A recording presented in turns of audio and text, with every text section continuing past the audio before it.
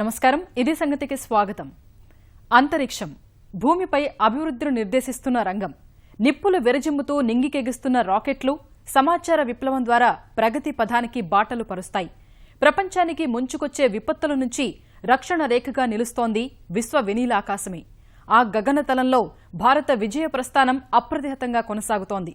ఒకే ప్రయోగంలో 20 ఉపగ్రహాలు, అతి తక్కువ ఖర్చుతో మంగళ్యాన్, చంద్రయాన్, వాటన్నింటి తర్వాత ఇస్రో ఇప్పుడు మరో మైలురాయిని అధిగమించింది. ఒక వాహక నౌక ద్వారా ఒకేసారి 8 ఉపగ్రహాలను నింగిలోకి పంపిన ఇస్రో వాటిని వేర్వేరు కక్షల్లోకి ప్రవేశపెట్టి అంతరిక్ష పరిశోధన ప్రపంచంలో నూతన మార్పులకు బాటలు పరిచింది.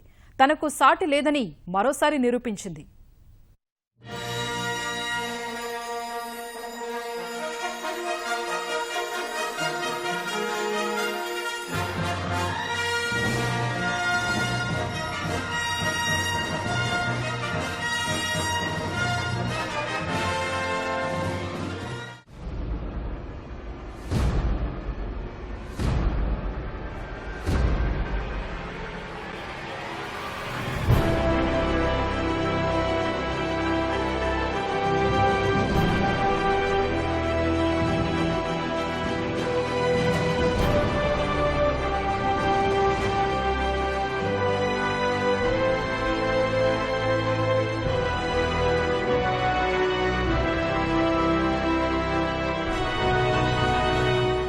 అప్రతిహతం, అద్వితీయం. ఎలా చెప్పుకున్నా ఎంత చెప్పుకున్నా తక్కువే అన్నట్లుగా భారత అంతరిక్ష పరిశోధనా సంస్థ ఇస్రో జైత్రయాత్ర కొనసాగుతోంది. విశ్వ వినీలాకాశంలో ఇస్రో కీర్తి పతాకం రెపరెపలాడుతోంది.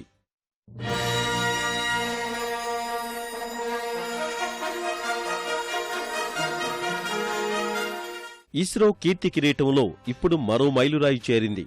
ఒకే వాహక నౌక ద్వారా 8 ఉపగ్రహాలను వేరువేరు కక్షలోకి ప్రవేశపెట్టి సరికొత్త చరిత్ర సృష్టించింది.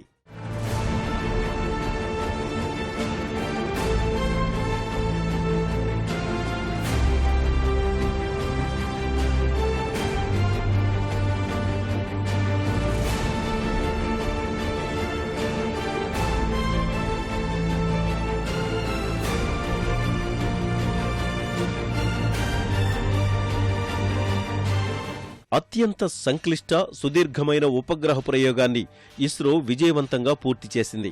పిఎస్ఎల్వి రాకెట్ ప్రయోగం ద్వారా విజయ పరంపర కొనసాగించింది. శ్రీహరికోటలోని సతీష్ ధావన్ అంతరిక్ష పరిశోధనా కేంద్రం వేదికగా 8 ఉపగ్రహాల్ని 2 విభిన్న కక్షల్లోకి ప్రవేశపెట్టి అరుదైన ఘనత సొంతం చేసుకుంది. తొలిసారిగా ఈ తరహా ప్రయోగం నిర్వహించిన ఇస్రో మొదటి ప్రయత్నంలోనే విజయం సాధించింది.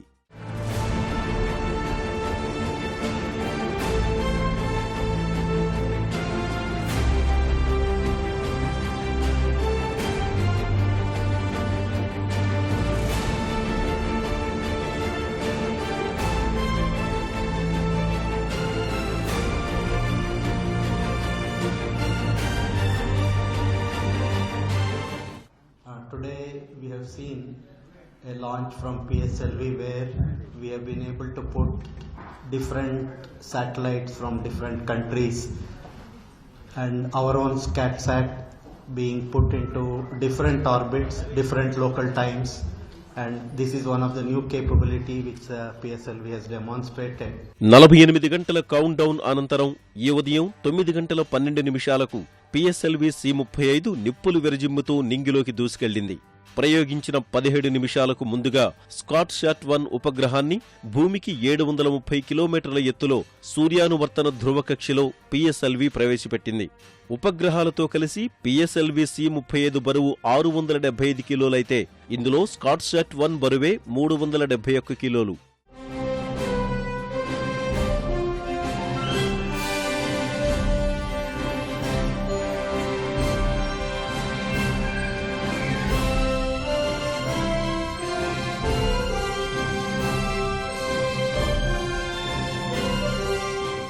స్కాట్శాట్ కక్షలోకి ప్రవేశపెట్టిన తర్వాత 4వ దశ ఇంజిన్ నిలిపేశారు. అనంతరం శ్రీహరికోట నుంచి బయలుదేరిన 1:22 నిమిషాల తర్వాత మళ్లీ ఆన్ చేశారు. 20 సెకన్ల పాటు మండించి మళ్లీ ఆఫ్ చేశారు. భూమి మీద నుంచి బయలుదేరిన 2 గంటల 11 నిమిషాల తర్వాత ఇంజిన్ను మళ్లీ మండించారు. ఆ సమయానికి రాకెట్ భూమికి 689 కిలోమీటర్ల ఎత్తులో ధ్రువ కక్షకు చేరింది. 4 నిమిషాల తర్వాత మిగతా 7 ఉపగ్రహాలను విజయవంతంగా కక్షలోకి ప్రవేశపెట్టారు. ముందుగా నిర్ణయించిన ప్రణాళిక ప్రకారం అడుగులు వేస్తూ 2 గంటల 15 నిమిషాల్లో ప్రయోగాన్ని విజయవంతంగా పూర్తి చేశారు ఇస్రో శాస్త్రవేత్తలు. ఇంజిన్ను ఆఫ్ చేసినప్పుడు రాకెట్ భూమి ఒక ధ్రువం నుంచి మరో ధ్రువానికి పరిభ్రమిస్తుంది. మధ్యలో ఇంజిన్ను మండించి ఆఫ్ చేసినప్పుడు రాకెట్ కక్ష్య మారుతుంది.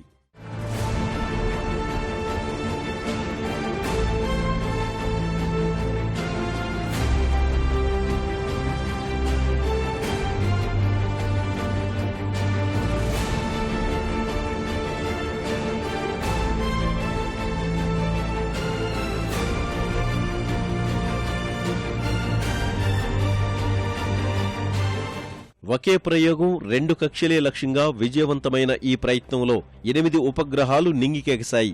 మన దేశానికి చెందిన వాతావరణ ఉపగ్రహం స్కాట్శాట్-1, ముంబై ఐఐటి విద్యార్థులు రూపొందించిన ప్రథమ్, బెంగళూరులోని పిఇఎస్ విశ్వవిద్యాలయ విద్యార్థులు తయారు చేసిన పీశాట్ను ప్రయోగించారు. అల్జీరియాకు చెందిన అల్శాట్-1బి, అల్శాట్-2బి, అల్శాట్-1ఎన్ సహా అమెరికాకు చెందిన పాత్ఫైండర్, కెనడాకు చెందిన NLS-19 ఉపగ్రహాలను నిర్దేశిత కక్షల్లోకి ప్రవేశపెట్టారు.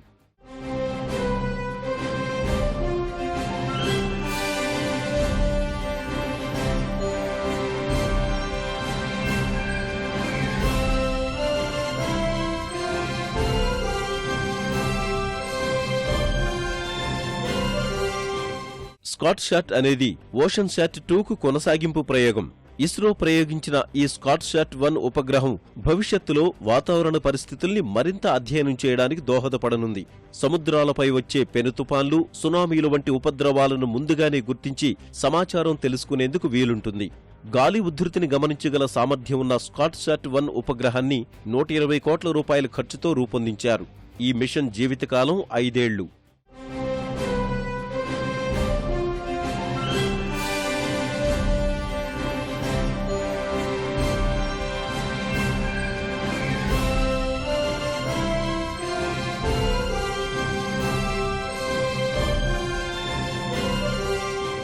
ప్రథమ్ ఎలక్ట్రాన్ కౌంట్ను అంచనాకు రూపొందిస్తే, పీశాట్ను రిమోట్ సెన్సింగ్ అప్లికేషన్ల పరిశోధనలో భాగంగా చిన్న ఉపగ్రహాల అభివృద్ధి కోసం రూపొందించారు. భూ అధ్యయనం చేసే అల్శాట్-1బి ద్వారా వ్యవసాయం, పర్యావరణం, విపత్తులు పర్యవేక్షించనున్నారు. అల్శాట్-2బి రిమోట్ సెన్సింగ్ శాటిలైట్, అల్శాట్-1ఎన్ సాంకేతిక అంశాల్లో సహకారానికి ఉద్దేశించినది. అమెరికాకు చెందిన పాత్ఫైండర్ అత్యధిక రెజల్యూషన్తో చిత్రాలు తీసేందుకు వాణిజ్యపరమైన అవసరాల కోసం పంపిన ఉపగ్రహం. అంతరిక్ష శకలాలు, వాణిజ్యపరమైన ఎయిర్ క్రాఫ్ట్లను కనుగొనేందుకు సాంకేతికపరమైన ప్రయోగాల కోసం NLS-19ను నిర్దేశిత కక్షలో ప్రవేశపెట్టారు.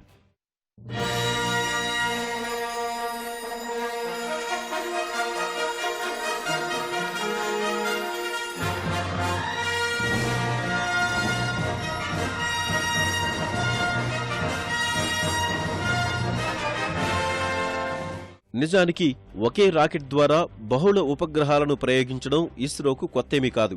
ఈసారి విశేషమేమిటంటే, ఒక రాకెట్తో అనేక ఉపగ్రహాలను భిన్న కక్షలోకి ప్రవేశపెట్టడమే.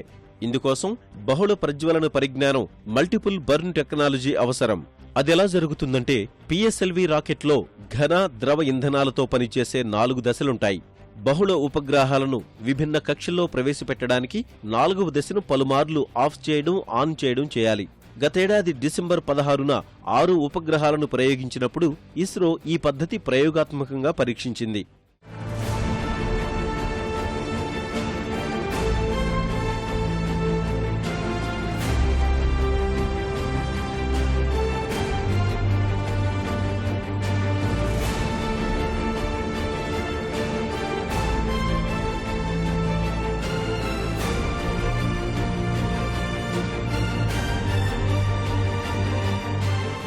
రాకెట్ ఇంజిన్ను ఆఫ్ చేశాక వెంటనే ఆన్ చేయడం చాలా సంక్లిష్టమైన పరిజ్ఞానం. ఇంజిన్ను మండించినప్పుడు వెలువడే వేడి చాలా తీవ్రస్థాయిలో ఉంటుంది. ఇక్కడ రోదసిలో ఇంజిన్ను చల్లబరిచి స్వల్ప విరామంలోనే మళ్లీ ఆన్ చేయడంలోనే కిటుకు ఇమిడి ఉంది. తక్కువ గురుత్వాకర్షణ శక్తి ఉన్న వాతావరణంలో ఈ కసరత్తు చాలా కష్టం. సాధారణంగా కక్షలోకి చేరిన ఉపగ్రహాలను ఎత్తు పెంచేందుకు ఇంజిన్లను ఇలా ఆన్ ఆఫ్ చేస్తుంటారు. 2 రీస్టార్ట్ల మధ్య విరామం కొన్ని రోజులుంటుంది. రాకెట్ ఇంజిన్ విషయంలో అది కొన్ని గంటలే ఉన్నప్పటికీ రాకెట్ను విజయవంతంగా కక్షలోకి ప్రవేశపెట్టారు. ఈ ప్రయోగం ఇస్రో భవిష్యత్ ప్రయోగాల్లో అనేక మార్పులకు నాంది పలకనుంది. తక్కువ ఖర్చు ఎక్కువ ప్రయోజనం అనే సూత్రంలో కీలకంగా మారనుంది. ఇప్పటికే ఇస్రో అతి తక్కువ ఖర్చుతో అద్భుతాలు ఆవిష్కరిస్తూ రోదసి ప్రపంచాన్ని ఆకర్షిస్తోంది. హాలీవుడ్ సినిమా గ్రావిటీ కంటే తక్కువ వ్యయంతో మంగళయాన్ను తొలి ప్రయత్నంలో విజయవంతం చేసి చరిత్ర సృష్టించింది. తిరిగి పునర్వినియోగ రాకెట్ ప్రయోగాల దిశగా తొలి అడుగు వేసింది. ఈ విజయాలతో అనేక దేశాలు ఇస్రో వైపు చూస్తున్నాయి. అయితే వివిధ కక్షల్లోకి ఉపగ్రహాలను ప్రవేశపెట్టేందుకు వేరువేరుగా ప్రయోగాలు చేయాల్సి వస్తోంది. ఈ అవరోధాలు అధిగమిస్తూ ఒకే ప్రయోగం ద్వారా వివిధ కక్షలోకి ఉపగ్రహాలు ప్రవేశపెట్టే ఈ విధానాన్ని ఇస్రో ఎంచుకుంది.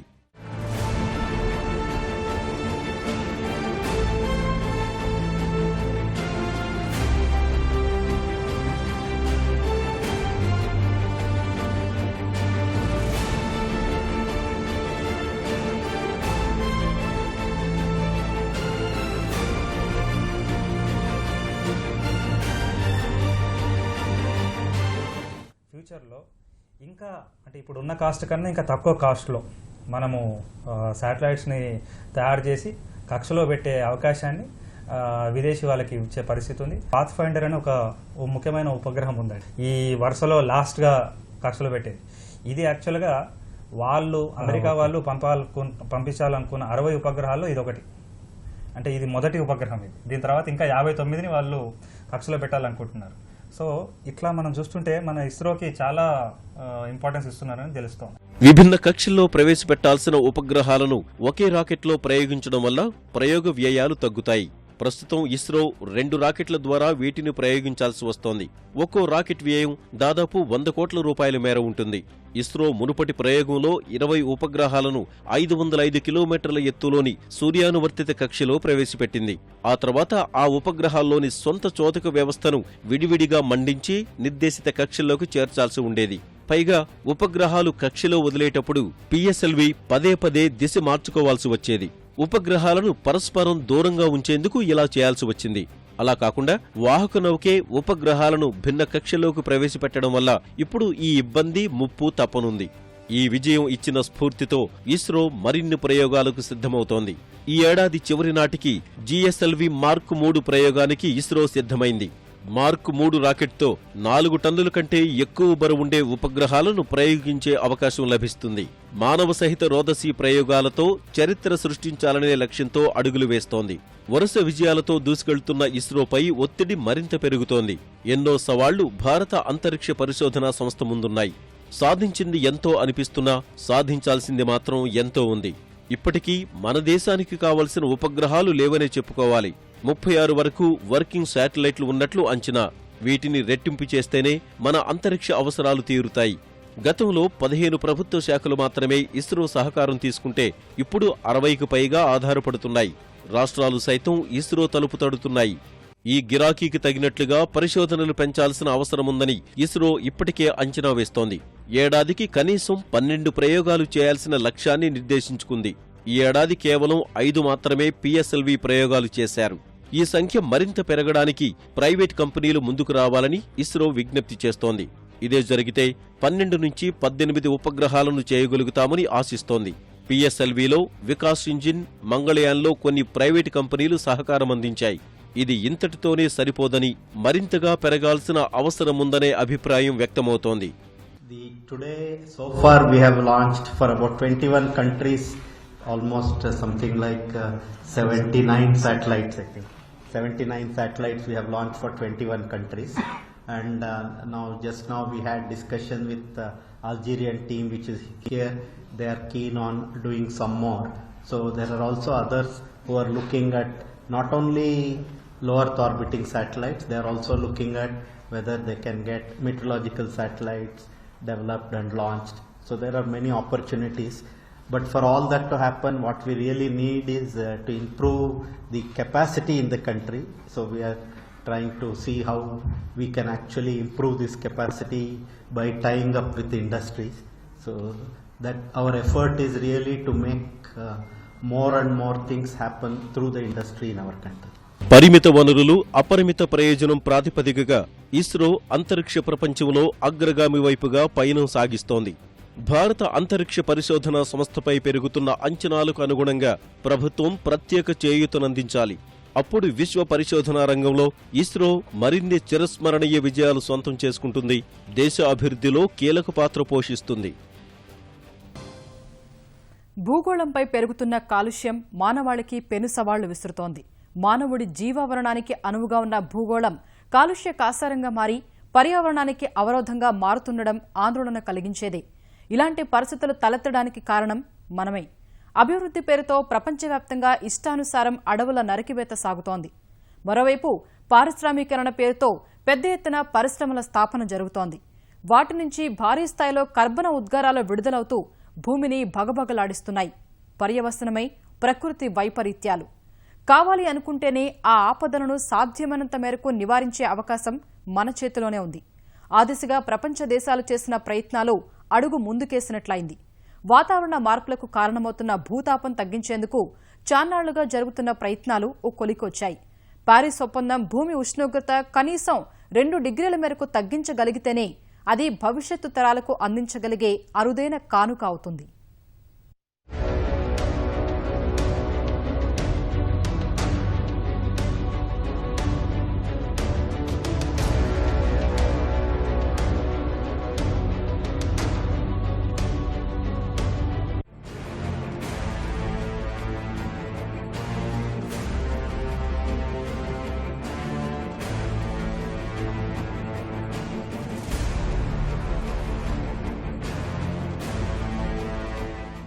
వాతావరణ మార్పుల ప్రమాదం ఎక్కడో ఎప్పుడో వచ్చే ప్రమాదం కాదు.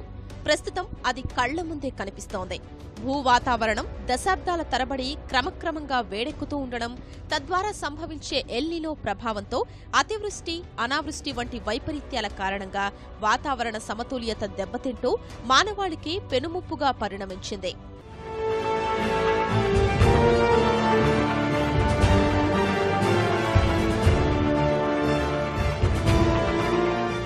ప్రపంచవ్యాప్తంగా వాతావరణ మార్పుల వల్ల సంభవించే ఉపద్రవాలతో ఏటా లక్షలాది మంది కూడు గూడు కోల్పోతున్నట్లు తెలుస్తోంది.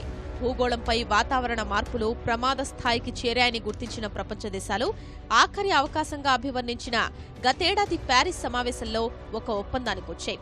పారిశ్రామిక విప్లవానికి ముందు నాటి స్థాయి కంటే 2 డిగ్రీల సెంటీగ్రేడ్కు మించి ఉష్ణోగ్రతలు పెరగకుండా కట్టడి చెయ్యాలని తీర్మానించారు.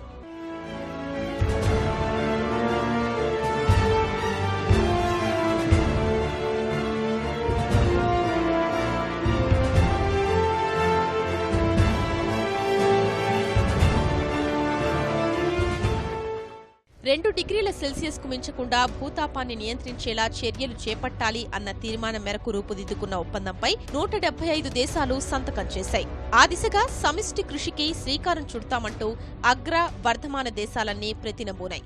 ఈ నేపథ్యంలో భారత్ కూడా పచ్చజెండా ఊపింది.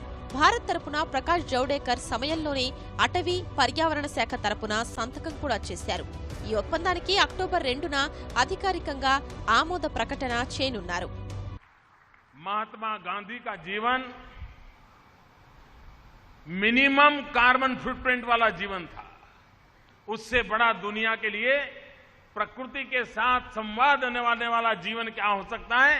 शायद महात्मा गांधी से बढ़कर के कोई उदाहरण नहीं हो सकता है. और इसलिए 2 अक्टूबर को भारत सरकार, भारत के 125 करोड़ देशवासी COP21 में जो निर्णय हुए हैं उन निर्णयों को लागू करने की दिशा में रेटिफिकेशन का अपना काम हम 2 अक्टूबर को कर लेंगे.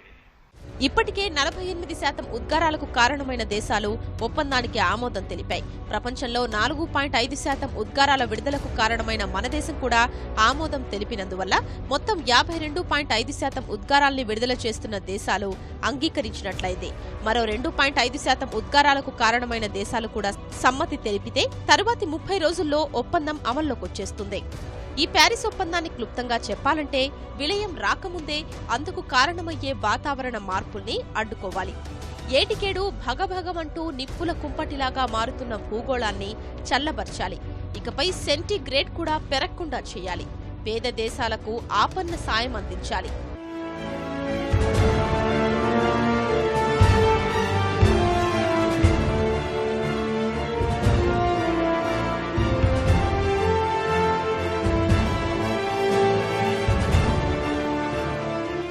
పారిశ్రామిక విప్లవానికి ముందు నాటి స్థాయి కంటే 2 డిగ్రీల సెంటీగ్రేడ్కు మించి ఉష్ణోగ్రతలు పెరగకుండా కట్టడి చేయాలన్నది ముఖ్య ఉద్దేశం. ఇందుకు అనుగుణంగా గ్రీన్ హౌస్ వాయువులు, కర్బనోద్గారాల విడుదలను ఆయా దేశాలు తగ్గించాల్సి ఉంటుంది. వాతావరణ మార్పుల సమస్య పరిష్కారానికి వర్ధమాన పేద దేశాలకు 2020 నుంచి ఏటా $10,000 కోట్ల అభివృద్ధి చెందిన దేశాలు సమకూర్చాల్సి ఉంటుంది. కాప్ 22 సదస్సు నవంబర్ 7న మొరాకోలోని మరకేష్లో జరగనుంది. అందులో ప్యారిస్ ఒప్పందం అమలుకు సంబంధించి నిర్ణయాలు వెలువడే వీలుంది. అనుకున్నట్లుగా ఒప్పందం అమలు చేస్తే 2100 నాటికి ఉష్ణోగ్రతల పెరుగుదలను 2.7 డిగ్రీల సెంటీగ్రేడ్కు పరిమితం చేయొచ్చు. 2 డిగ్రీల్ని తగ్గించేందుకు చర్యలు తీసుకున్నా 0.7 డిగ్రీల సెంటీగ్రేడ్ పెరిగే అవకాశం ఉంది. అప్పుడు భూతాపం కాస్త నియంత్రణలోకి వస్తుంది. కరువు, వరదలు, ఇతర భారీ వాతావరణ మార్పుల ముప్పు తగ్గుతుంది. ప్యారిస్ ఒప్పందం ప్రకారం అమలు జరగకుంటే మరో 40 ఏళ్లలో భూమి నిప్పుల కుంపటిలా మారుతుంది. 4 నుంచి 6 డిగ్రీల సెంటీగ్రేడ్ ఉష్ణోగ్రత పెరిగి ప్రాణుల మనుగడ కష్టమవుతుంది.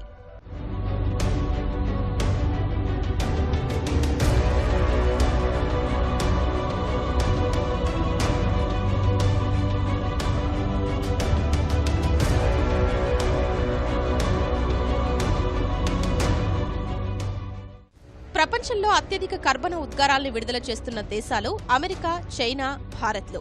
ఇవి ఆమోదం తెలిపితే ప్యారిస్ ఒప్పందం తప్పకుండా పట్టాలెక్కుతుందనుకున్నారు.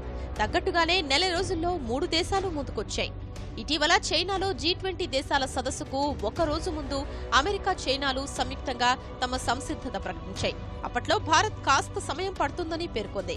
కానీ మారిన పరిస్థితులు, అవసరాల నేపథ్యంలో భారత్ కూడా ఒప్పందానికి ఆమోదం తెలిపింది. 2030 నాటికి చైనా ఉద్గారాల స్థాయిలో 60 నుంచి 65% తగ్గించాలని నిర్ణయించింది. అలాగే అమెరికా 2025 కల్లా 28% తగ్గించుకోవాలని నిర్ణయించింది.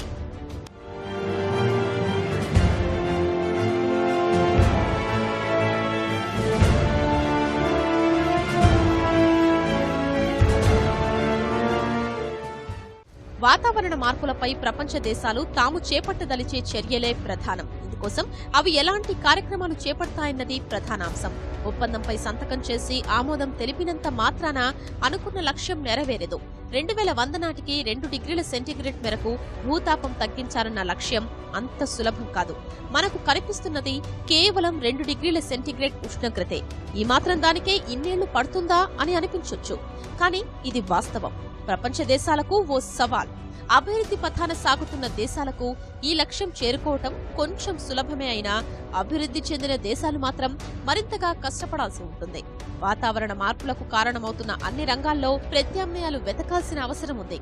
అందుకోసం కొన్ని వేల కోట్లు ఖర్చు చేయాల్సి ఉంటుంది. ఇవన్నీ ఒక్క రోజులో జరిగే పని కాదు.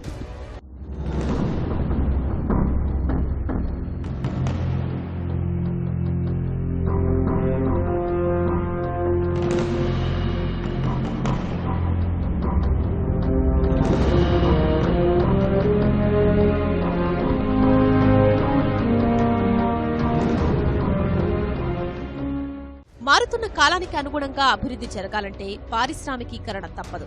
అలాగనే ఇష్టానుసారం పరిశ్రమలు నెలకొల్పటం వల్ల అభివృద్ధి, ఉపాధి మాటేమో గాని మానవాళి ఉనికికే ప్రమాదం ఏర్పడే పరిస్థితులు ఏర్పడుతున్నాయి. అందుకే స్థిరమైన అభివృద్ధి కోసం ప్రయత్నించాలి. పర్యావరణ హితమైన వృద్ధి వల్ల జరిగే మేలును గుర్తించి ముందుకు సాగాలి. కర్బన ఉద్గారాలు తగ్గించేందుకు కొన్ని దేశాలు అప్పుడే కొన్ని పరిమితులు విధించుకున్నాయి. చిన్న చిన్న దేశాలు సైతం రానున్న 15 ఏళ్లలో 100% పునరుత్పాదక ఇంధన వనరుల్నే వినియోగించే దిశగా అడుగులు వేస్తున్నాయి. పారిశ్రామిక పరంగా అభివృద్ధి చెందిన దేశాలు పునర్వినియోగానికి పనికొచ్చే ఇంధన వనరుల్ని తమ అవసరాల్లో ఎక్కువ శాతం ఉపయోగించేందుకు నిర్ణయించాయి. జపాన్ 2030 నాటికి తమ విద్యుత్ అవసరాల్లో 22 నుంచి 24% పునరుత్పాదక ఇంధనాన్నే ఉపయోగించాలని నిర్ణయించింది. యూరప్ దేశాలు ఈ సంఖ్యను 27% నిర్ణయించుకున్నాయి. మరోవైపు కర్బన ఉద్గారాల ప్రభావం తగ్గించే అడవుల పెంపకంపైన దృష్టి సారిస్తున్నాయి దేశాలు. పరిశ్రమల ఏర్పాటు పేరుతో అడవుల నరికివేతకు దూరంగా ఉండాలని ఆయా దేశాలు లక్ష్యాలు ఏర్పాటు చేసుకున్నాయి. మెక్సికో అయితే 2030 కల్లా 0% అడవుల నరికివేత లక్ష్యంగా పెట్టుకుంది. బ్రెజిల్ కూడా అదే బాటలో నడుస్తోంది. ఆఫ్రికన్ దేశమైన కాంగో 2025 కల్లా 30 లక్షల హెక్టార్లను అడవులుగా మార్చాలని లక్ష్యంగా పెట్టుకుంది. కంబోడియా కూడా 2030 కల్లా తన భూభాగంలో 60% అడవులకే కేటాయించాలని నిర్ణయించింది. ఈ స్థాయిలో అన్ని దేశాలు లక్ష్యాలు నిర్దేశించుకున్నప్పుడే భూతాపాన్ని తగ్గించే అవకాశాలు కనిపిస్తున్నాయి. అయితే ప్యారిస్ ఒప్పందం ధనిక దేశాలకు అనుకూలంగా ఉందన్నది కొన్ని దేశాల వాదన. ఆ దేశాలు చెబుతున్నట్టు మారాల్సిందే వాతావరణాన్ని కాదు, పెట్టుబడిదారీ వ్యవస్థనే. ఎందుకంటే పెట్టుబడిదారీ వ్యవస్థలో లాభాలే పరమావధి. అంతేకాదు, పెట్టుబడిదారీ వ్యవస్థలో పోటీ ఈ మధ్య కాలంలో విపరీతంగా పెరిగింది. విశ్వ విపణిలో స్థానం, ఆధిపత్యం కోసం జరిగే పోరులో వాతావరణ పరిరక్షణ వంటి వాటిని దేశాలు పట్టించుకోవడం మానేశాయి. ఈ కారణంగా వాతావరణ మార్పుల వల్ల వచ్చే దుష్పరిణామాలు ఎలా ఉంటాయో కళ్ల ముందే కనిపిస్తున్నాయి. ఏదేమైనప్పటికీ వాతావరణ కాలుష్యానికి సంబంధించి ప్రపంచ దేశాలు ఒక అవగాహనకొచ్చి భూగోళ పరిరక్షణ కోసం ముందడుగు వేయటం శుభపరిణామం. మరిన్ని విభిన్న అంశాలతో మరో ఇదే సంగతిలో కలుసుకుందాం. నమస్కారం.